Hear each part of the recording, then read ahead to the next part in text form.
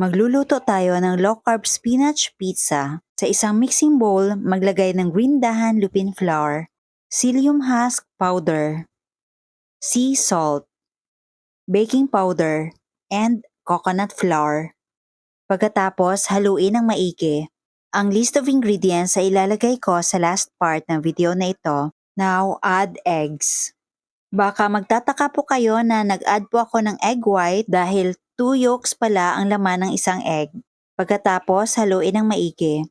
Now add hot water. If you love this recipe, please like and share and follow me for more low-carb recipes and health tips. Dahil sticky ang ating mixture, mag-add lang tayo ng lupin flour. Paunti-unti lang ang paglalagay hanggang hindi na sticky. Pagkatapos, mag-spray lang tayo ng coconut oil. Then knead for a few minutes. At ngayon, rest po muna natin for about 15 minutes. Ngayon, prepare na natin yung pizza pan. Nag-spray lang ako ng coconut oil para dumikit ang ating parchment paper. Then spread pizza crust. Pagkatapos, tusukan lang po natin gamit ang tinidor. Then cook in the oven at 150 degrees Celsius for about 20 minutes. While waiting, gagawa tayo ng toppings. Naglagay lang ako ng all-purpose cream and green dahan white pepper, sea salt, at ilagay ang spinach. By the way, ginisa ko po muna ang spinach bago hinalo dito sa all-purpose mixture. Then add green dahan cheddar cheese and mozzarella cheese.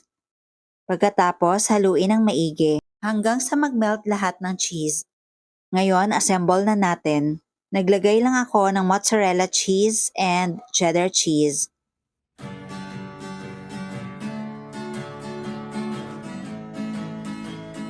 At isunod ang spinach mixture. At ang panghuli, parmesan cheese. At ibalik sa oven. Lulutuin natin ito at 200 degrees Celsius for about 15 to 20 minutes. Ngayon, slice na natin.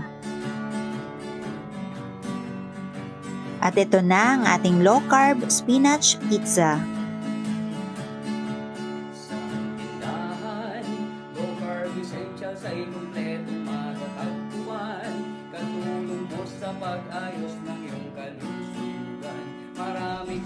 Tikman natin. Sobrang cheesy. Condiments, nuts and seeds, milk foods, coconut products, superfoods, herbs and spices, low-carb breads, Ang sarap. at may sugar-free ulam pa. Happy ang pamimili sa Cheddar's Green Dahan. Low-carb essentials ay kumpleto. You must try this. Katulong mo sa pag-ayos ng